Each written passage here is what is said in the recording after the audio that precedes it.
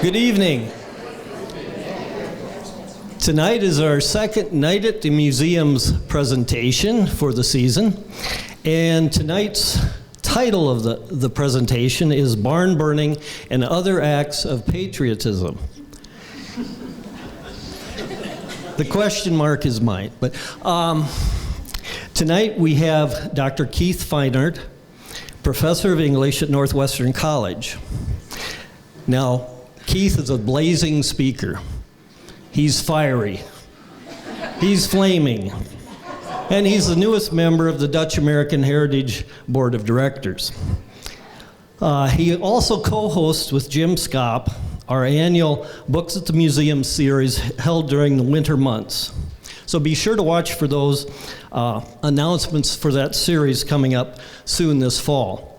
And if you do have some ideas for books that you would like to have reviewed by this group, they'd be more than happy to take your suggestions. Keith was born and raised on a livestock and grain farm in southern Iowa.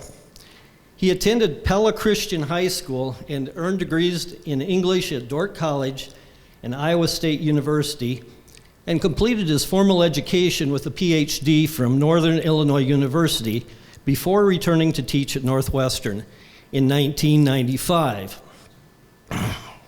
His scholarly interests and publications focus on Midwestern agriculture in several genres, from fiction and nonfiction to film and poetry and visual art. Keith is also an active member of the Association for the Advancement of Dutch American Studies. A version of tonight's presentation was given at their annual meeting in Grand Rapids in 2019 and later published in the conference proceedings under the title Farming Across the Line, an historical reflection on the Hollander fires. Keith makes his home on a historic farmstead east of Alton, which he is restoring with his wife and 2 sons. Please direct your attention to Keith and learn about barn burning and other acts of patriotism. Also, please silence your phones first. Thank you.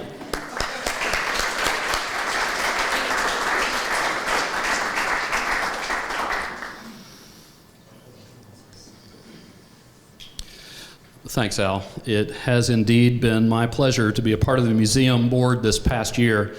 It's been wonderful to see how the museum is thriving and enjoy the fruits of all the work done by the veteran members of the board, from the improved facilities to the new landscaping, the remodeled annex, the professional curation and display of highlights of the collection. I'm just grateful to be a part of it. But no institution can really thrive without the support of its constituents, the people who make an effort by volunteering their time, their talent, or by giving financially. Our museum is thriving because of you all, because of your presence, and for that we thank you. My story is about the war fever during World War I. War fever, or excessive patriotism, jingoism in a word. Maybe that's a less familiar word, but it's useful for tonight. Jingoism is that expression of nationalist chauvinism, that kind of flag-waving self-righteousness. And when we entered the war against Germany, the jingoist fever drove a strong anti-German sentiment across the entire United States.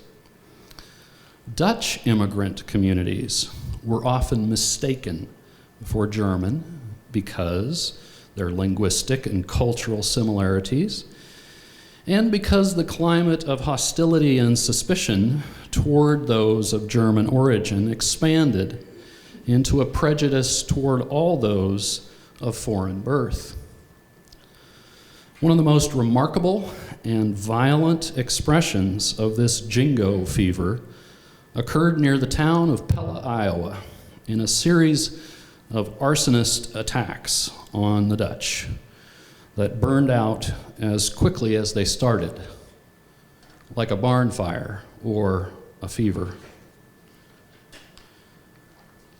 Let me say first, I'm trained as a literature person and a writer, not a historian. So my account errs on the poetic side rather than the expository. So afterward, please ask for clarifications if necessary, and I'm certain that there are several in the room who know this story or know something about this story, and so please offer your insights as well.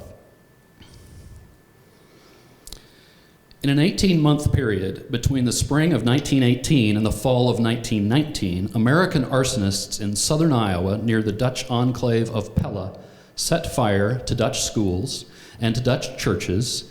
Under the cover of night, they sloshed kerosene onto the straw in the haylofts of barns of Dutch farmers and struck a match or took a last drag on a cigarette, dropped it, and retreated to watch the flames rise 50 feet high, perhaps more, sending up an unmistakable signal to their immigrant neighbors.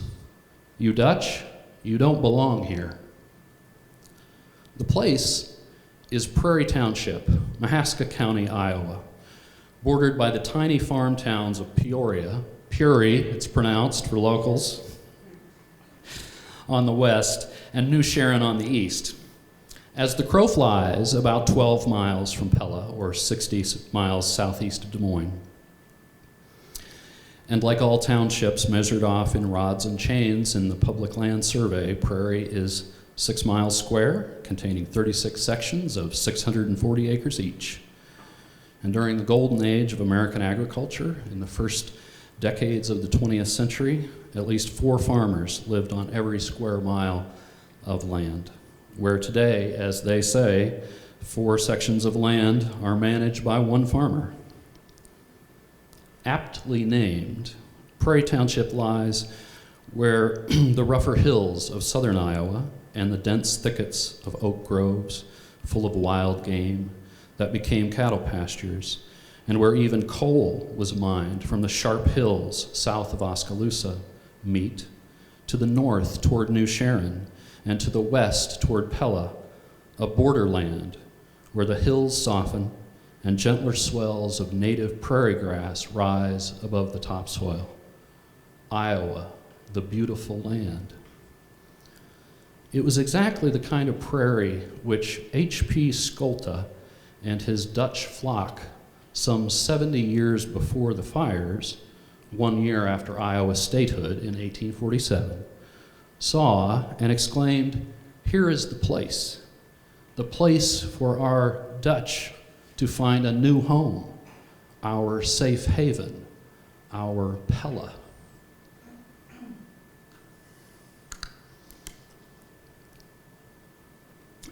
But by 1918, the jingoist nativist elements among the American population were growing more visible, more agitated, ready to take action, stoked by President Wilson's declaration of war on Germany. That included the warning in reference to the vast numbers of German-born in the United States that, quote, "if there should be any disloyalty, it will be dealt with a firm hand of stern repression." More incendiary for Iowans was the rhetoric and indeed the legal decree handed down by Governor William L. Harding in his infamous Babel Proclamation that outlawed the use of any language other than English in public, in schools, in churches, on the train, even on the telephone. Mix the excessively patriotic mood in the nation with inflammatory politicians, and add to it propaganda that caricatured the Germans as a bloodthirsty enemy and the German-born in the United States as suspect for treason, and it's enough to turn neighbors into enemies. Enough for those who imagine themselves to be more American than any of their immigrant neighbors, whether they speak Deutsch or Danish or Dutch, to feel justified in their prejudice and paranoia, and in some cases take violent action. Understandably, immigrant versus American tension and violence flared up across the country during the war, especially where German settlements bordered American towns. The 1910 census counted 8 million first or second generation Germans living in the U.S. A quarter of U.S. high school students took German language classes. 46 German language newspapers were published in Iowa alone. And it's worth noting at this point, in reference to our Iowa example, that a convincing argument has been made that the whole of the Middle West, as it was occupied in the century preceding World War I, was on the one hand seen by American migrants with long established histories in older states, such as Pennsylvania, Ohio, Virginia, as a place for a new start, a distinctively American restart, without the baggage of the old world, leaving behind its ethnic, social, linguistic, and religious tribalism that had permeated New England and the American colonial world. While on the other hand, immigrant groups, predominantly from Northern and Western European nations, were seeking exactly the opposite. The desire for cheap land and economic opportunity the two groups had in common. But most often, the foreign-born sought to recreate in the newer states of Wisconsin, Minnesota, Nebraska, and the like, places similar to those they'd left behind across the Atlantic, and replicate them in the New World. New Ulm, New Prague, Germantown. We could list many examples, and there's no more powerful metaphor to describe them than in Scholte's own idea of a safe haven for his Dutch settlers in America. The war fever pitched the two competing visions against each other in a fight over nothing less than the national identity. So, while tiny New Sharon versus even tinier Peoria, American versus Dutch, and a half dozen cases of premeditated arson in 1918, organized and paid for by prominent American farmers who wanted to keep the Dutch from moving east into their territory, is merely a historical blip, and largely forgotten by all but those with an interest in local or familial or ethnic history. But as an example of this wider phenomenon of forced Americanization of immigrant communities, it speaks volumes. The Hollander fires, as they've come to be known, included the burning of 2 barns of Dutch farmers, both living within 2 miles west of New Sharon, 2 churches, the Christian Reformed Church in Peoria and the Dutch Reformed Church in New Sharon, the Peoria Christian School next door to the church, which caught fire the same night, and a commercial grain elevator in New Sharon, by far the largest economic loss. A farmhouse recently purchased by a Dutch farmer half a mile south of New Sharon, and 2 further attempts of destruction of Dutch property and institutions, one to burn the Sully Christian School.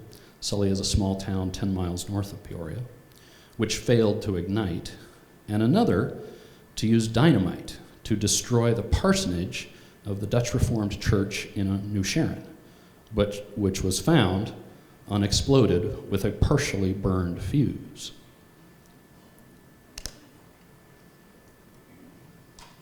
Said it was dramatic. It's dramatic. The barn of Martin DeYoung, who lived a mile and a half west of New Sharon, was burned to the ground on the night of April 10th, 1918. It was a total loss. His livestock, 10 horses, 500 bushels of corn, cords of split firewood, farm equipment, feed grain, harnesses, rope. For livestock farmers and horse-powered row crop farmers, the traditional post and beam barn of the era with its stanchions for milk cows, stalls for horses, feed bins, and haymow was the economic centerpiece of the farm. So to strike at it was to strike both at the heart of one's livelihood and to send up a dramatically visible public threat. The local newspaper, the New Sharon Star, detailed the losses and reported the origin of the fire to be, quote, a mystery. In hindsight, 18 months later, as the plot to burn the Dutch out from the area was uncovered, the plot to send them back west toward Pella from where they'd migrated, and as those who had conceived and funded the plan were arrested, and as the courtroom trials for those who were paid to set the fires commenced, all evidence pointed to the de Jong barn as the first that fit the arsonist's pattern. After such a fire subsides, after the screams of the horses die away and the smell of smoke diminishes, after days of raking down glowing embers, there is still the matter of disposal of charred carcasses, coils of wire, the giant metal cupola that stove in as it fell, the foundation stone that cracked in the heat, of digging pits for what didn't burn. After the speed and adrenaline of the fire, the cleanup is a meditative process. When the implications of what happened have time to settle in. In the historical record, I have found not found any evidence that Martin de Jong testified in the trials in the county seat courthouse in Oskaloosa. But I do know that he did not move out. He rebuilt his barn, and by the 1940s, he played an important role in the local threshing ring, when considerable numbers of Dutch farmers who continued to move closer to New Sharon pooled their resources for a machine of their own and shared the work of harvest, as was typical of the era. His daughter and son lived on the farm until the 1980s. The last of the fires also destroyed a barn. On September 27, 1919, the barn of Gijsbert Voss, a prosperous Dutch farmer who owned a quarter section of land a mile and a half west of New Sharon, was burned in a similar fashion to de Jong's. But by this time, the local authorities were on high alert for cases of suspected arson. Because the newly acquired farmhouse of Anthony Leyden, straight south of New Sharon, had been torched in February, and in July, the McVeigh grain elevator, and feed mill in New Sharon had also been burned. McVeigh, that's not a Dutch name. And indeed, his elevator and mill are a unique case, because up to this point, only Dutch property and Dutch institutions were targeted. But now the target was a prominent business owned by an American who was guilty only by association, guilty of doing business with the Dutch farmers. The loss was catastrophic, $40,000 for the structure and the grain it held.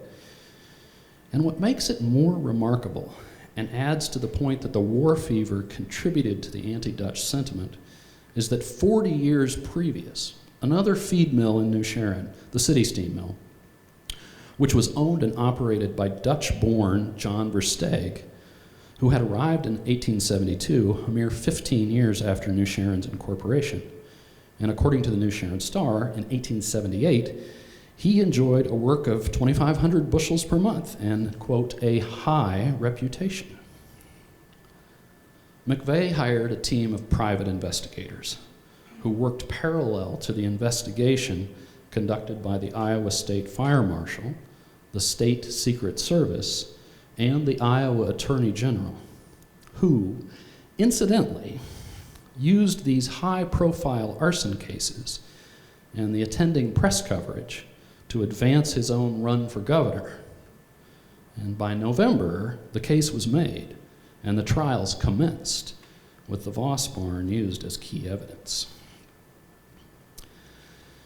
The destruction of the barns, the farmhouse, the grain elevator struck at the economic heart of the Dutch, but the church fires struck at their souls. The towns of both Peoria and New Sharon had enjoyed decades of church history before the Dutch arrived. Congregations of Methodists, the Christian Church, and the Society of Friends all predated the Dutch Reformed churches. Clearly, the arsonists were not threatened by the Protestant faith of their new Dutch neighbors in general, but specifically because their services were conducted in the Dutch language, which had been made illegal under the Babel Proclamation and served as a pretext for action. And it's also important to know that suspicions had arisen about Peoria's minister at the time, the Reverend J.J. Wiersing, whose loyalty to the war effort was questioned in public, and a case made that by helping his congregants escape the draft, refusing to fly the U.S. flag in church, and dissuading his flock from purchasing war bonds, that he was guilty of violating the Espionage Act. He was arrested, freed on bond, but he returned to Peoria, violating the conditions of his release. And sometime in May of 1918, a month before the fires, a vigilante mob was stopped by cooler American heads as they crossed the South Skunk River Bridge, intent on stringing Wiersma up on the big tree outside the parsonage.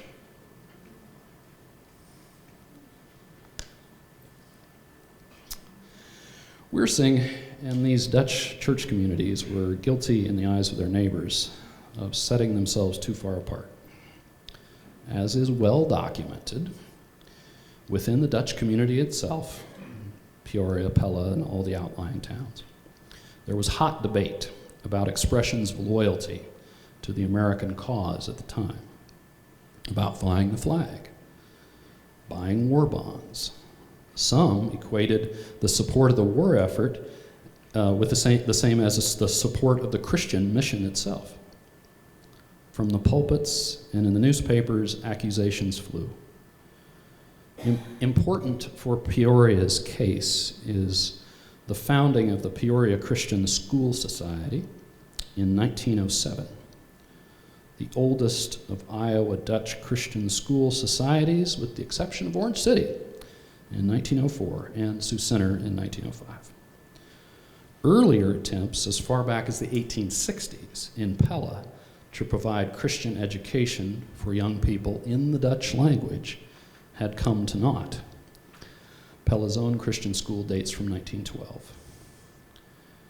The Peoria Christian School was located within yards of the church, and on the night of June 13th, 1918, some reported seeing the school burn first and the wind igniting the church. Is it important whether the arsonists doused the school with kerosene or the church, or both? Perhaps they knew the wind would carry the flames and were merely making the task of burning both structures quicker and simpler. But if the target was the school, it says something important about the limits of expressing one's immigrant identity in the eyes of American neighbors, at least in that time and place. In the course of the trials, 2 young men from New Sharon with less fortunate backgrounds confessed to being paid cash by prominent area farmers to burn the Dutch out. All the farmers were acquitted for lack of evidence. One perpetrator was found mentally incompetent. He had suffered a head injury some years previous. And the 10-year sentence for the other was reduced to 18 months, and he ended up serving little over a year. It appears that the Attorney General, who wanted the notoriety of the case and the credit for solving it, was reluctant to indict influential American farmers for crimes against suspicious immigrants, especially in an election year.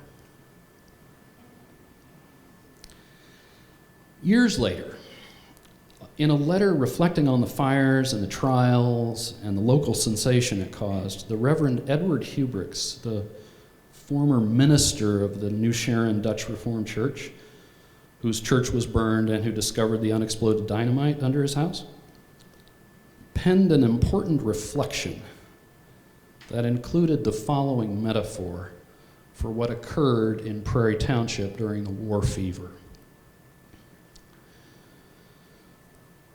2 miles west of New Sharon, Iowa, on a gentle curve of the county blacktop, stands a 2.5-story colonial-style farmhouse with dormers cut high into the gambrel roof east and west.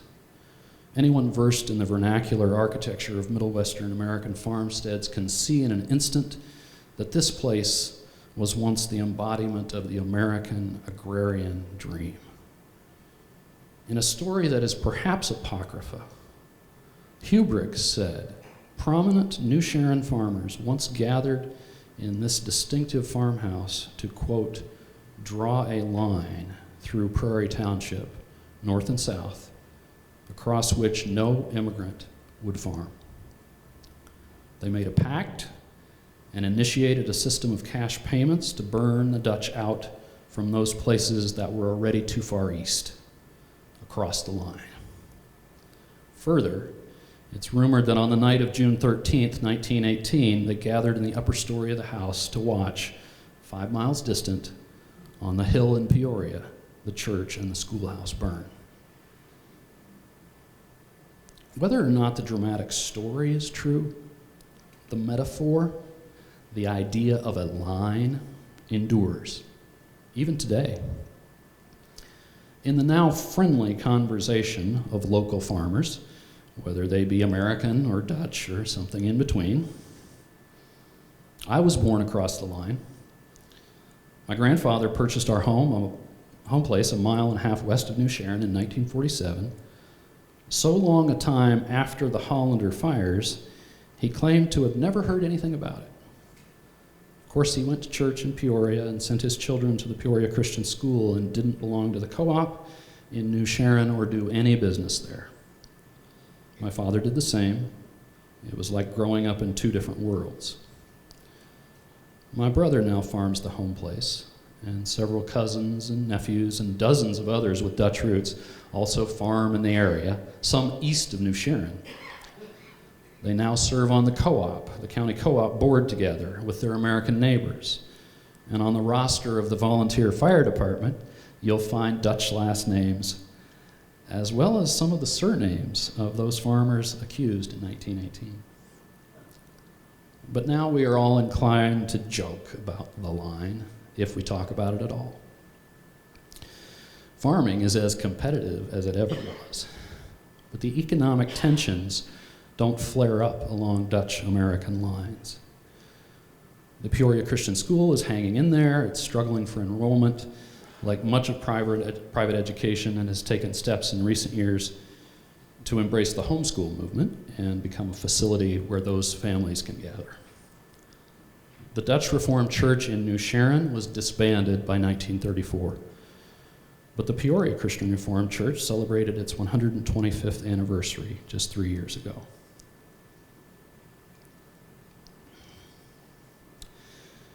The spring of 2019 was exceedingly wet across much of the Midwest. The corn and soybeans should have been in the ground by mid-May, but it was mid-June and planting was way behind schedule. And that week I got a call from a farmer friend who, like most all farmers around Orange City, has deep Dutch roots. And he covers a lot of ground, as they say.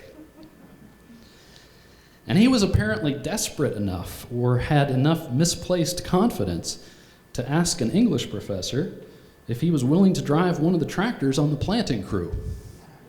Sure, I said. I'm on summer break. I found myself behind the wheel of a 500 horsepower Case IH quad track. The seat was 7 feet off the ground. The tractor pulling a 40-foot wide soil finisher.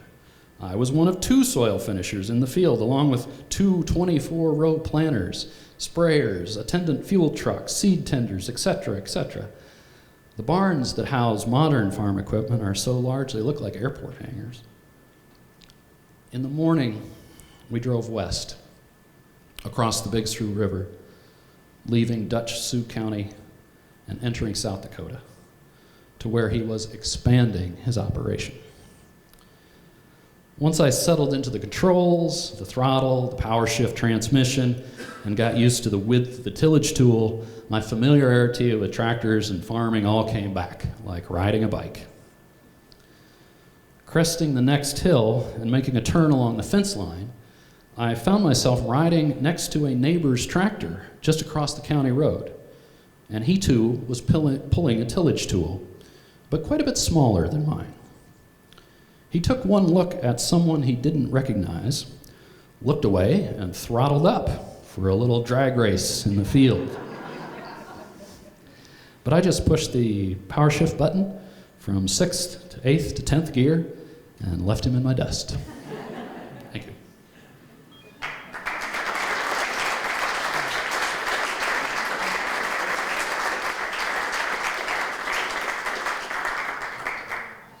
Happy to take any questions or comments or observations for some of you who might have known the story before. Keith, I got a question. Yeah, Mike? Why spring of 1918? Doesn't that feel a bit late? In the sense that Germany was nearly defeated? Okay. Thank you, Mr. Historian. Actual historian in the crowd. I knew it. So, What is it that the people in that area, why did they wait? Why was that the right time to do this? yeah. So this is a very good question, and there isn't a whole lot of scholarship about this because it's so local and it's so small scale. But there have been a couple of historians, one as a part of ADAS, and then Van Hente's Tollanders in America, which is the mammoth history of Dutch in America. And the other sort of operating thesis here behind all this, I'm really hitting the war fever idea hard. And I have my reasons for that. But the other idea is this is more bread envy. I can't say it in Dutch, but Van Hente uses that expression that the Americans were jealous of the Dutch, essentially, is what it boils down to. It was less about war fever and more about jealousy and competition for farmland. And so you're quite right, because only the De Young Barn and the Peoria School happened during the war, and the rest of these fires are after the armistice. And so, yeah, you want to get inside the heads of these farmers, like what's going on now that we prove that we can do it, we're having some influence, we're scaring these Dutch, but the Babel Proclamation is done in 6 months, right? Harding rescinds that after 6 months, a month after the war ends, and yet the fires continue. And so, if pressed, I'd say it's both. It's a simmering jealousy about resources, watching these. See, okay, part of why I'm hesitant is that most of what I've read comes from the Dutch perspective, Dutch historians, people from the Dutch side, because they'll characterize the Dutch as industrious and frugal and big families and hardworking and better farmers. And whenever I read someone saying that about themselves, I have little red flags that go up like, well, maybe. And I don't think all the rest of the Americans around New Sharon were slovenly, not good farmers. And so the war and the way we can, and the persistence of the Dutch language is a key part of it. We can so easily come to loggerheads about that. And you have to keep in mind, too, the Dutch ethnic identity, the persistence of that was really strong at that time. Peoria didn't have services in English, or they didn't completely leave Dutch services until after the Second World War, in the late 40s. And this Christian school part of it is a real, I could have argued that side more strongly, too. Because, the Methodists and the Disciples of Christ and all the, the community churches around New Sharon, they're not going to have a problem with Dutch Reformed. The German or the Dutch language is a problem during the war, but it's not so much that religious, it's that school that invites criticism. Because the public schools, which were all in place, the country schools, and there was a school in Peoria, a public school, and so to look at that as a kind of excessive expression of one's ethnic identity and separateness, those are the factors. The fever, school, language, And I think it says something about what Americans are. We're all different and from different places, but can get riled up and then target our attention to one group. Thanks, Mike. Okay, I've gone on. Please. I was born and raised here down in the Flyover, Iowa, and it was a Danish community. And I think you're right about that, what you're saying. You know, if you're Danish, you know, we kind of get it. There's also the Whalers and everything. It's the German section there. So it's kind of, you bind together and you kind of push off the people that come in and around. And I think that's human nature. I think Come from your parents. that's a great, just sort of human nature, as you say. Whatever ethnicity, linguistic group, religious group, there's something very communally, we're communally driven. But it's curious, right? This nation is so young and such a curious population of people from all over. And we have to have a sense of community, but also a sense of unity. And then that tension, when that flares up, it can be an ugly thing, like it was at this point. Yes? I also think that the greatest thing that we've got going in this country is the smelting. The smelting pot. Oh, yeah. We, you know, because of our, Sure. all together, I know. that makes us stronger. And It does. we'll always be stronger. That's a very Because every time like Germany and the Nazis, Russia, you know, sure. when they start that, and Japanese and Mhm. French, that is where, you know, that's when we band together the greatest. Yeah. And I'm sorry. Thank you. No, thank you. Virg? When that proclamation came out Yep. from the governor that everybody had to speak English, that affected some of our forefathers around here, because they had to have a classes meeting. I don't know if it was Easter classes with the RCA or Orange City classes with the CRC, but over half of the delegates to the classes meeting didn't speak English. So what are they going to do? Well, they moved the meeting to Edgerton, Minnesota.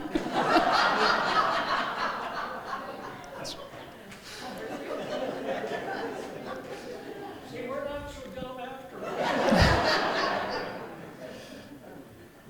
There was a representative from the Secret Service who came and sat in on Peoria's services, and they were haltingly done in English and then translated simultaneously for most of the congregation who couldn't understand a word. And the agent said that would be okay. That was okay. Jill? So, after the trial, Yep. was there animosity to these farmers who caused this but weren't punished? I mean, how long did it increase the divide in the community? That you can say, I mean. Early 21st century, my brother was on the co-op, the New Sharon co-op, and occasionally they give him heck and say, we're going to burn you out of here eventually. And they're joking, but, you know,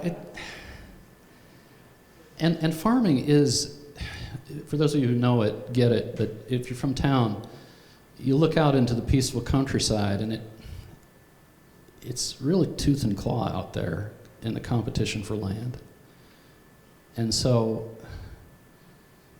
if prices are good and things are okay, then, you know, during those years things are okay. But when times are tight and land is hard to come by, those, you know, it flares up. But as I said, once, and it's this, again, it's this phenomenon of Americanization. Right? You can express yourself as an individual and a member of an ethnic, religious, you know, linguistic community, however, but if you don't go too far, because if you do, then there's this sort of sense, well, you're not American enough. You're too this or too that. And so we had this excuse, war fever, to target the Dutch. Now, the German story is even more interesting about this, too. This isn't the German American Heritage Museum. So, yeah, please, Shar. I think there's a saying, I may be misquoting, something about those who do not know history are doomed to repeat it. Sure. And I was thinking after Birch spoke about how so many of the people whose ancestors were in Northwest Iowa spoke Dutch. When we moved to Iowa, they still had Dutch services Sure. in the church down the street Yeah. on Sunday afternoons, which were like, wow, that's so weird. Interestingly, when Birch says that, we're all like, oh yeah, those are our ancestors. And yet, my comment is, how many people today say those blasted Mexicans should only speak English? Mm. Yeah. So it's so easy to lift ourselves and our history up Mm-hmm. and then point derogatory fingers at others. Yeah. This is common. Yeah. No, our country is a very interesting and young experiment. And yeah, Ann. So Keith knows this story because we bored a bunch of guests at a dinner party to no end with our conversations about the Peoria Christian Reformed Church and Keith's knowledge of it and my family's history with that Christian Reformed Church. My great-great-grandfather, Garrett Van Gorp, helped found that Christian Reformed Church in Peoria. And yeah, so let's go back quite a ways, right? But my great-grandfather was the first, his name was Nick Van Gorp. He was the first person on the scene of that fire because they just lived right next door to the church and the school. And it was actually years, when I was in graduate school, every time I would come home, I would talk to my grandma, Nick's daughter, about the story. And she told me that she was 5 years old, and late at night, she was pestering her mother for a drink of water. And her mom didn't want to get up, but you know how 5-year-olds are. I need a drink, I need a drink, I need a drink. And she called herself a pest. Well, they got up, got a drink of water, and my grandma, who's 5, said, look at that pretty light over by the church. And it was the school on fire and then the church on fire. So my great-grandpa, her dad went out, and my great-grandma got on the phone and started calling people. And so I was curious about that story, and I went back to newspaper accounts. And I'm trained as a journalist, and I was somewhat disturbed by the newspaper accounts because I always teach emerging journalists to make sure they have all their facts correct, their details correct, because historians use those accounts to write history, right? So there's a responsibility from a journalist to have that information correct. Well, they had the names sort of garbled in these accounts from the Oskaloosa Herald and the Oskaloosa Globe, and there's no attribution to who is saying what. But my son William, who's training as a historian, helped me do some family genealogy, and they list off 3 female Van Gorps as being involved in these phone calls to get the fire brigade out. All 3 of them have the first name Petronella. So Those Dutch names, they're all. Their short names are Tilly, Millie, and Nellie. So we had to try to get that all figured out and straightened out, and we think some of the newspaper accounts are not quite correct. So. You can't tell the difference between all these immigrant names. I mean, it's like one. That's really a valuable point, and if any of you have a deeper interest, there's a self-published little booklet here by J.P. Dom and Dorothy Van Coten, 2 siblings who grew up in Peoria. This came out in the 80s, and it's a great work of bibliography. I mean, they did a tremendous job of gathering up all these newspaper accounts that largely have disappeared. These little small-town newspapers are not on the newspaper database, and a lot of them are just moldering away. Thankfully, I'm from there, so I could go into the library and sweet-talk the librarian and say, oh, you're so-and-so's son, yeah, Well, come on back to the archive. We'll show you some stuff. So this question of digging up history, right? And like, what do you trust and how do you know? It is a complicated thing, and that's why I've got the caveat of being a writer, or, just telling stories. And truth is elusive, and it depends on the perspective. Thank you, man. Yeah, please. Historical note, maybe most know it, but Harding was from right north of Sanborn. Yeah, he was from Sibley. He's an interesting guy, right? The water tower, north of Sanborn on Highway 9, that's Harding Point. Oh, nice. Place right across the road there for a big parade. Okay, thank you, sir. Yeah, I knew he was from Sibley. He went to Morningside, and I think he went to the USD for a while. Interesting guy. We could talk a while about Harding. He didn't run for re-election. There was a censure vote, and then articles of impeachment that didn't come to vote, but he left office under a cloud of controversy. But it's interesting, there's this attorney general, this really charismatic fellow who came out to Oski and Peoria to sort of grandstand at the trials.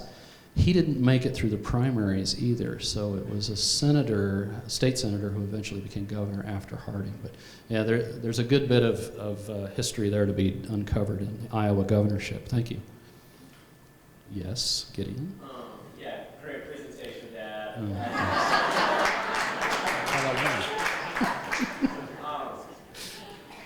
I was just thinking, because I was reading this yesterday, so this came to me about now I believe Haywarden, formerly Calliope,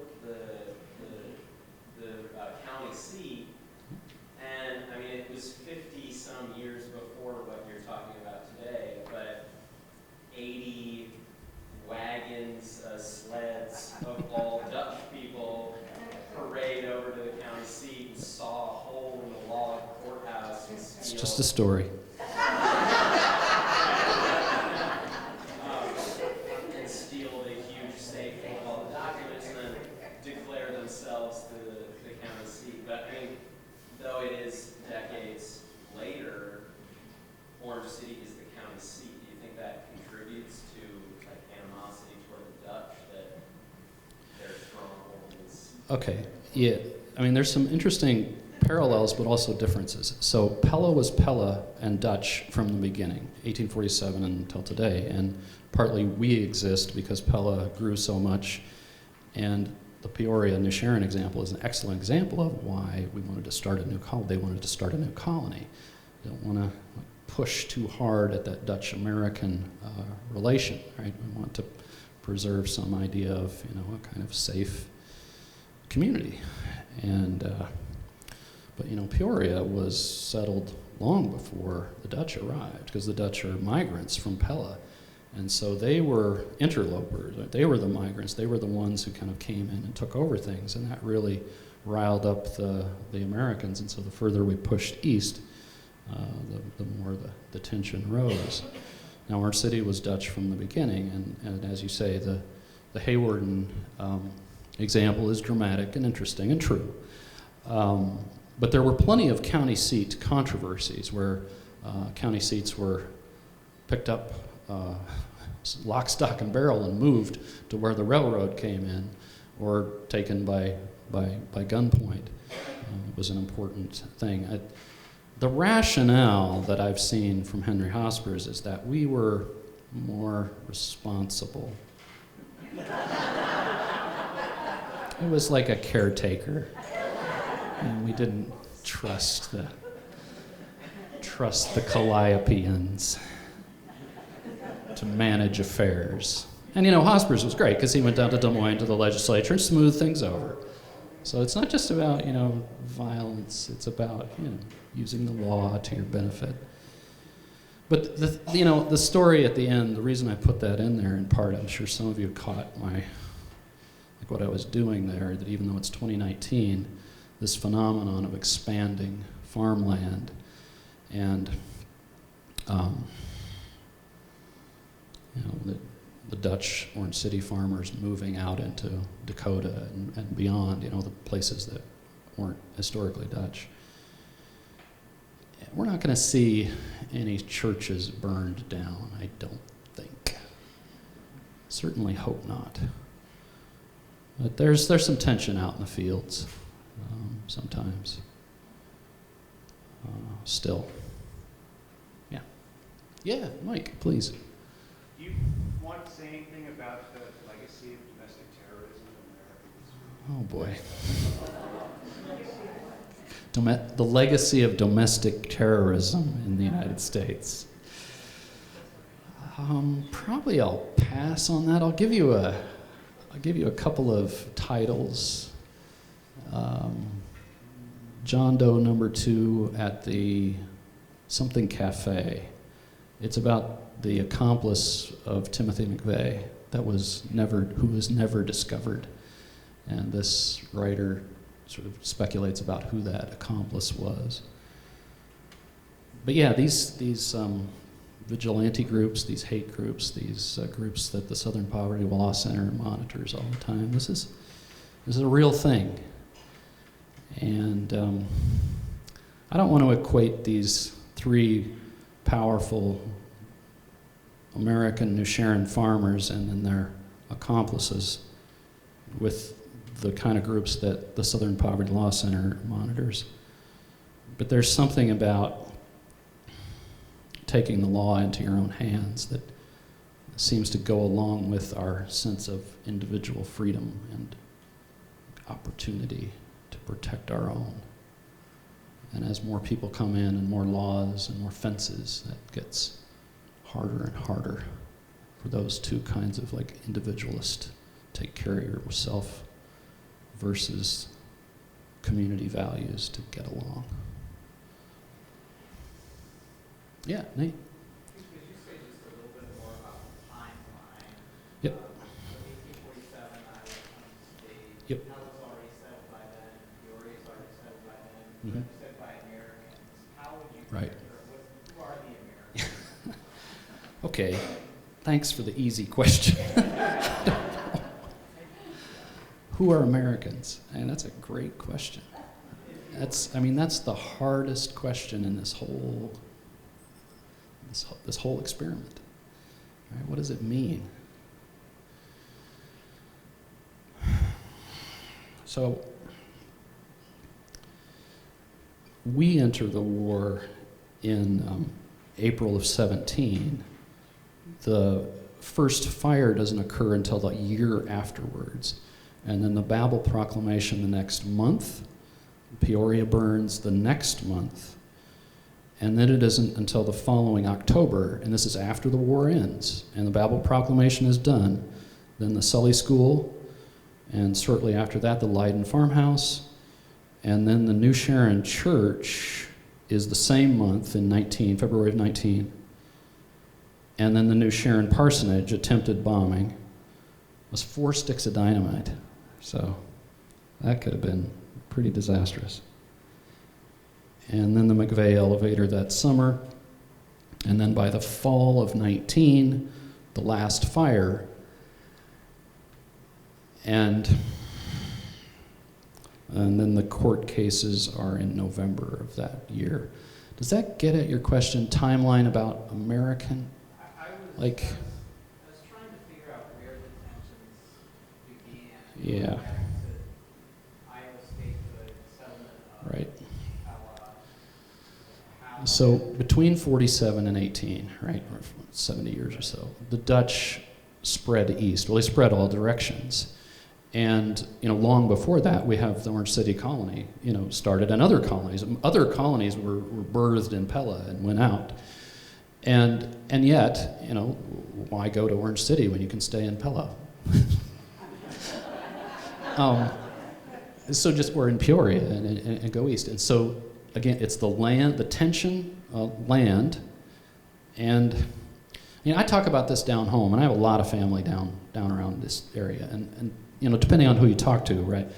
Yeah, there's all these aggressive Dutch still along, the bypass from Pella to Oskaloosa, and they're just pushing people, they're undercutting rents. And yeah, but it's, pot calling kettle black, I think. It's competitive out there in the fields. So, the war, the persistence of that Dutch language and identity, their need to continue to have church services in Dutch, and then these Christian schools. All of these expressions of that identity, create this tension eventually that explodes. One quick story about the trial. So we have private investigators and the State Secret Service and the Fire Marshal's office. So this was a big deal. And as I said, Fire Marshal, or the Attorney General Havener, his name was, very charismatic guy, was looking for a case, to put out in front of the public and really show his chops as a prosecutor. And so they lured one of these young guys who had been paid by the farmers to Des Moines, and they bought him drinks and dinner, and then the Secret Service was hiding out in the room next to his in the hotel, Franklin Hotel in Des Moines. And they kind of used a hole, like a vent hole, and then positioned a couple table and chairs next to that. And then his friend from New Sharon, who'd actually been paid by McVeigh, it was McVeigh, the wealthy elevator owner from New Sharon, who arranged this. So the kid's name's Eflin, he's in his 20s. And he just, in a kind of a show of bravado, he just confesses everything. And the Secret Service is through the hall, and they're just taking down the evidence, burst in the room, arrest him. I mean, it was headline news. It was great stuff. But the way in which that drama of all of that then just fell apart in the courtroom in Oskaloosa is really a shocking thing. All this evidence, and yet really, only he served a little bit of time. And my interpretation of the historical record is that Havener used this as a political vehicle, but didn't have the stomach. Because to side with the Dutch is going to look like it's sort of singling out this group for protection, and it's still only 1919, rather than siding with powerful people in New Sharon. So, anything else? Yeah, please. One more question. You mentioned this in passing about one of the effects of the animosity, religious, Christian schools. You mentioned large families. Post-Civil War, the aristocracy in New England was all starting to look at diminishing family size. And I'm wondering if that spirit went across Iowa and the Dutch came with their larger families, and those larger farmers said, they're going to have the manpower to run these farms, and we're kind of all diminishing our family size. I wonder, you made that comment, I just wonder out loud, did their large families have any impact on their intimidation with that Christian school, being trained up somewhat different than the rest of them? No, maybe you know what it's like to be a child who's seen as labor. That's like your purpose in life. Get them out there. 6 years old, I don't care. That's what they're for. Make some more. It's a really interesting thought. I wouldn't want to claim anything without looking at some data about family size of people around the area, Dutch and everything else. But yeah, it's an interesting question. Thank you. All right, well, thanks very much for your attention.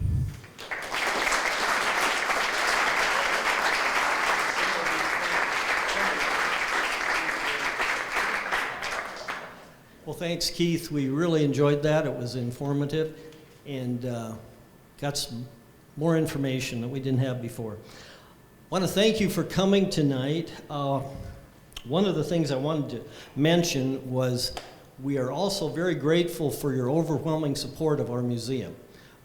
Your support has helped us a great deal. We'd also like to thank at this time, I just found out when I came in tonight, that the Modern Woodman chapter in our area has donated a matching grant of $2,500 to our museum.